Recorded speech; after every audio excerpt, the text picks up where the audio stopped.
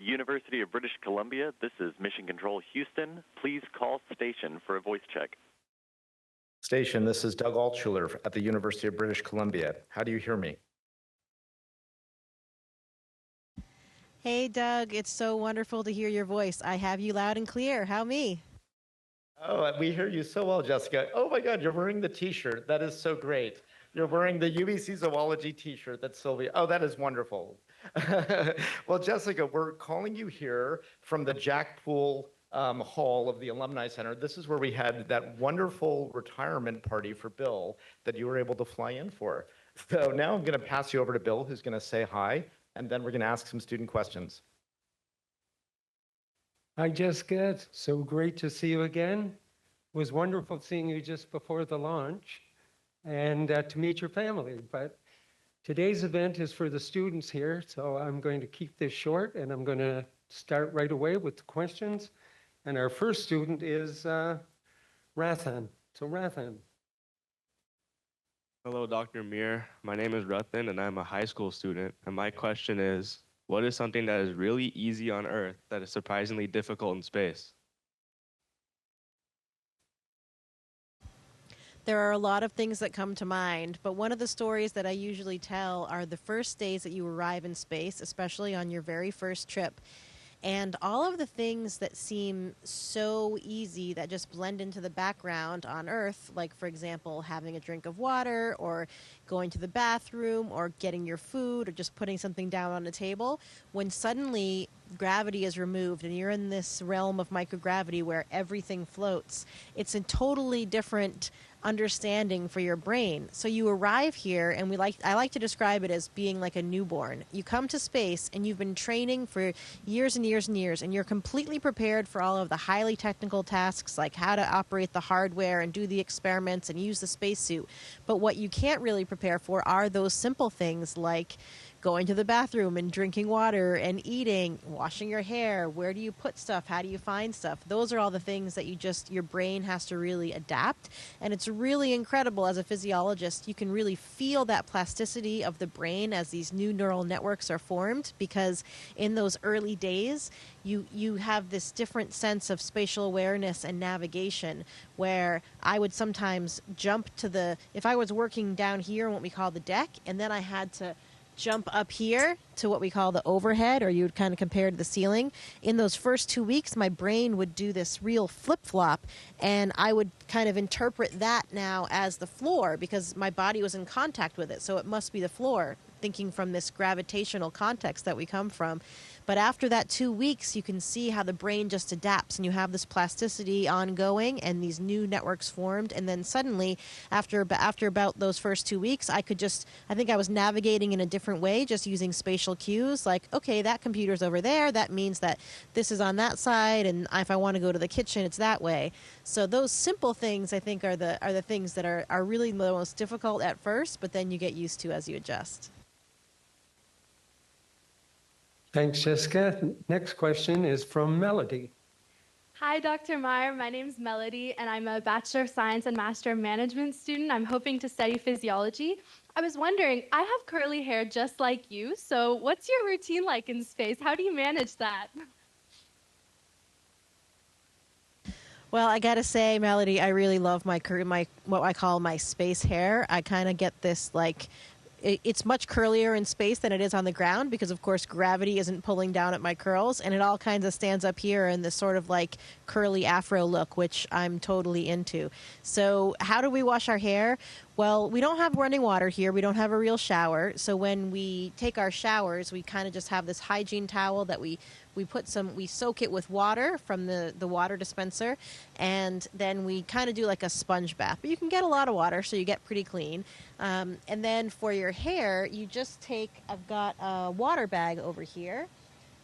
So this is just a water bag that we have all of our drinks in, water, coffee, whatever. We've attached it to that same water dispenser, and then we drink out of here. And so I take one of these water bags to wash my hair, and I just slowly squeeze out water all kind of along the base of my hair and in a few different spots around.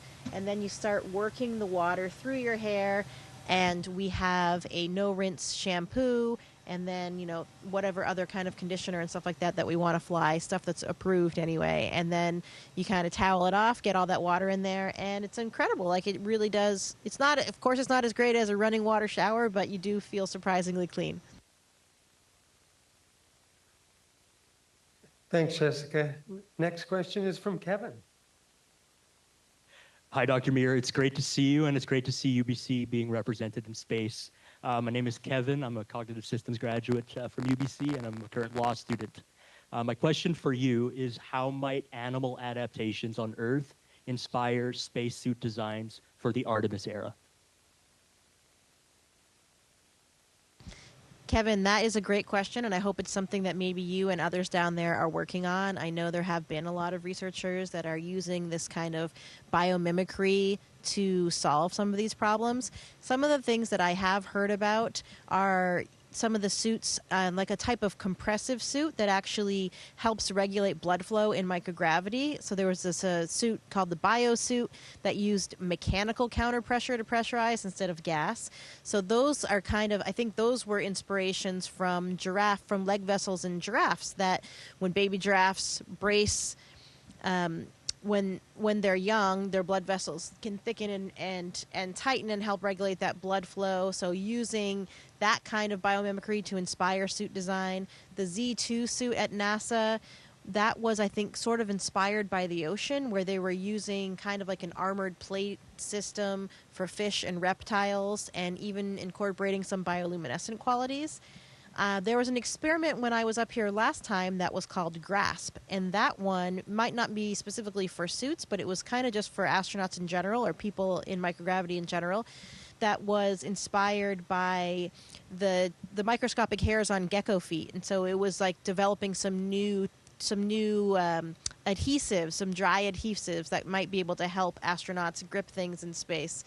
And I think a lot of the inspiration from animals, from animal-like movements in thinking about these new suits, is to make them, to allow more flexibility in natural movements. I can tell you I did a spacewalk last week in our existing suit that was designed way back in the 60s and 70s, and it doesn't have that ease of movement because perhaps they weren't quite as forward thinking and incorporating lessons from biology like we are today. So hopefully these new suits will draw from some of those lessons, and we'll see. Let me know if you have any specific ideas. Our next question, Jessica, is from Rin. Hi, Dr. Meir. My name is Rin, and I'm an economics and international relations undergraduate here at UBC. The question that I wanted to ask you is, what is the hardest thing about being in space? The hardest thing about being in space, I think, is different for everybody. For some people, it's missing their family and friends and not being present for that kind of separation. For some people, it's just some of the physical things that we do up here. I would say the most challenging thing that we do up here are certainly spacewalks.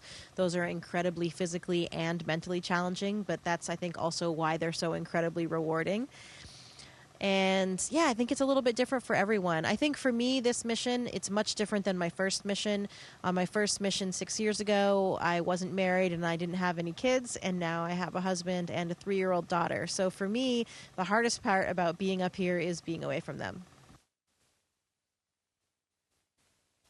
Thanks, Jessica. Next question is from Brandon. Hi, Dr. Meir. Thanks for joining today. My name is Brandon. I'm a bachelor student in commerce. And I was just wondering, if you could use one song to describe being in space, what would it be and why?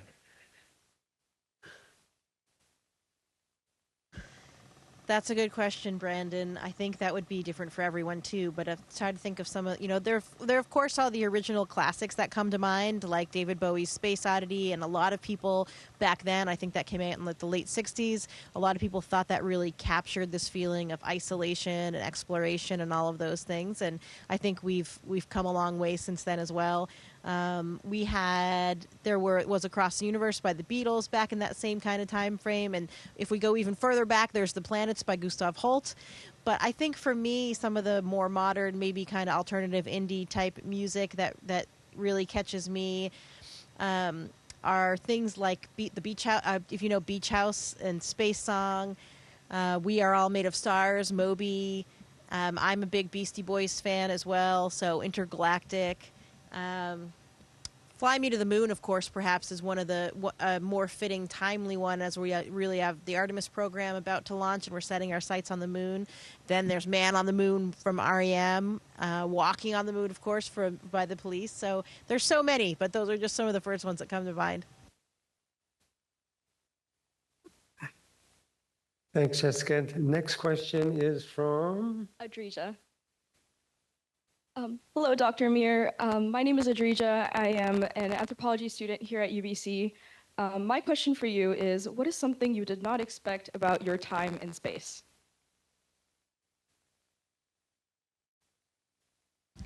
I think that question the answer is probably similar to the one I gave earlier. And the thing, it's not that it's unexpected, but the thing that you can't prepare for. We train so much, like I mentioned, for these really technical tasks, but you just can't prepare for what it really feels like to live and work in microgravity, and what it feels like as a human to experience looking at the Earth from above.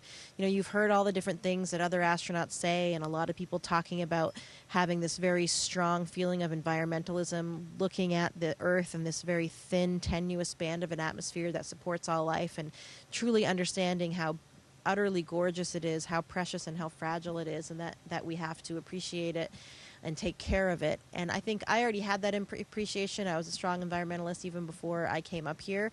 But those kinds of feelings that you just, they're not necessarily unexpected, but you don't know how it will feel for you, how it will affect your brain, how it will affect you philosophically, and just understanding what it's like to live and work in microgravity every day. I mean, in the beginning, you constantly are losing stuff because in Earth, you have this omnipresent gravitational vector. You have everything you navigate with this reference of down.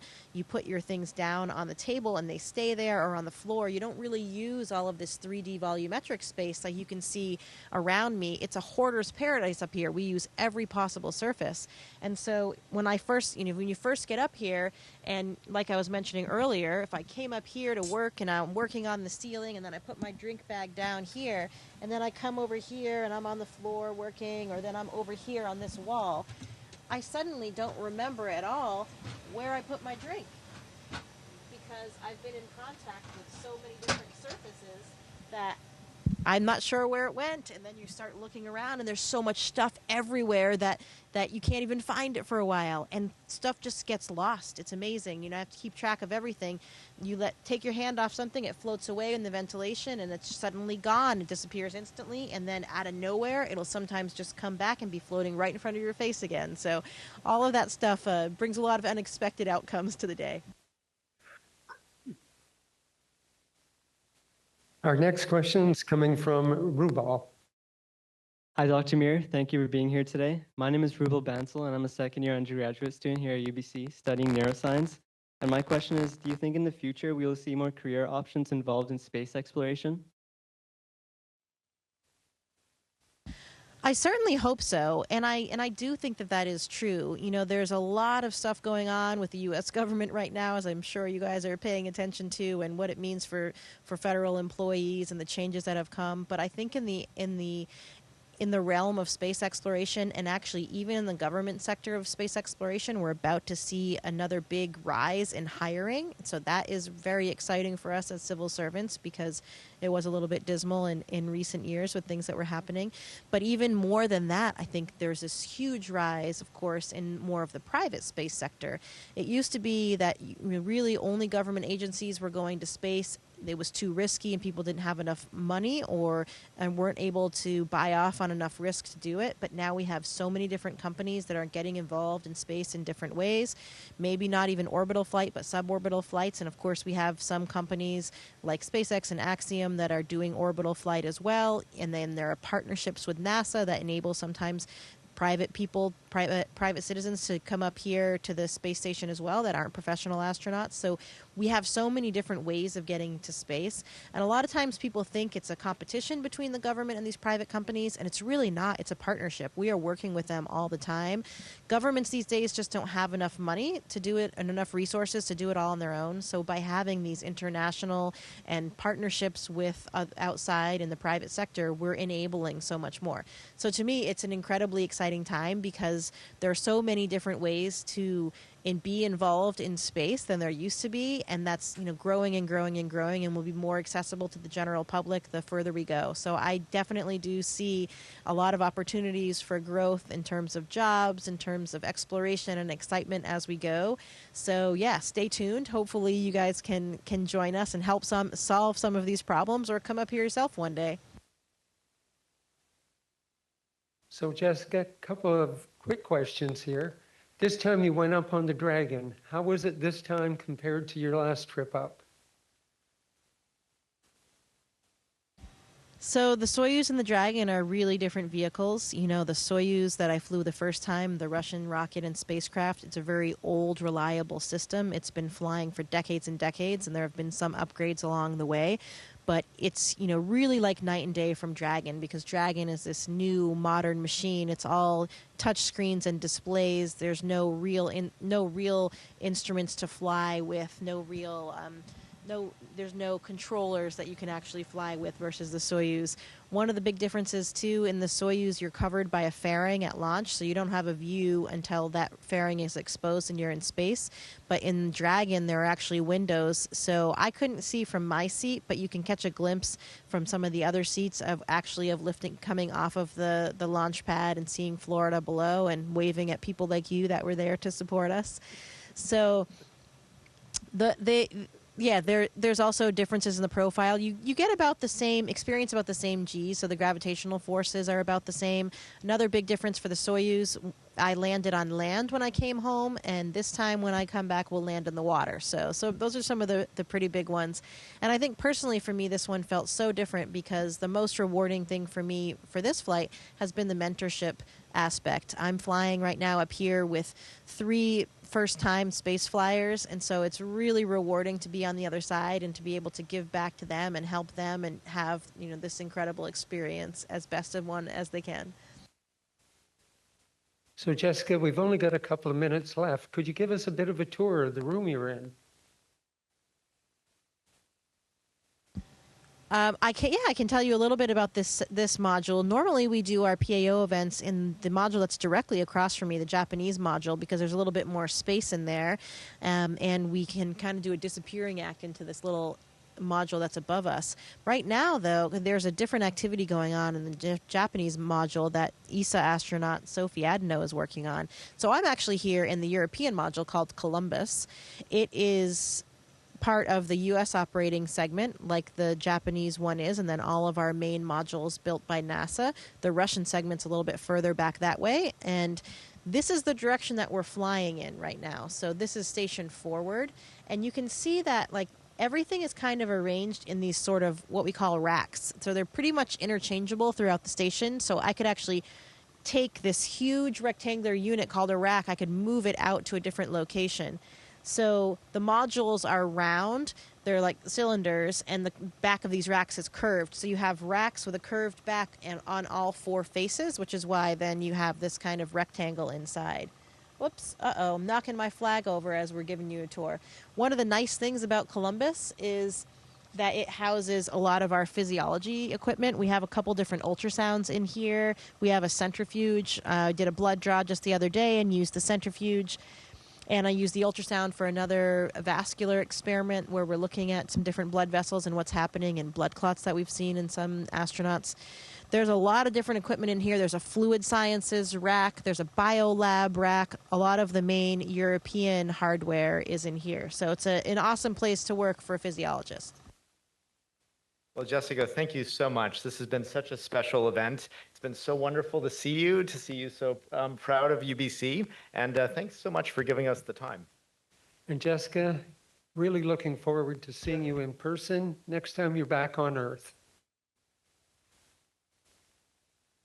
Thank you, Bill. Thank you, Doug, so much for setting this up, and to all the students for the excellent questions. Keep on researching and exploring so you can solve a lot of these big problems and hit all the basic science along the way.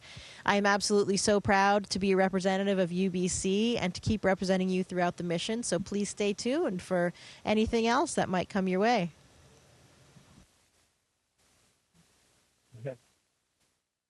Station, this is Houston ACR. That concludes the event. Thank you. Thank you to all participants. Station, we are now Thank you so resuming much. operational audio communications.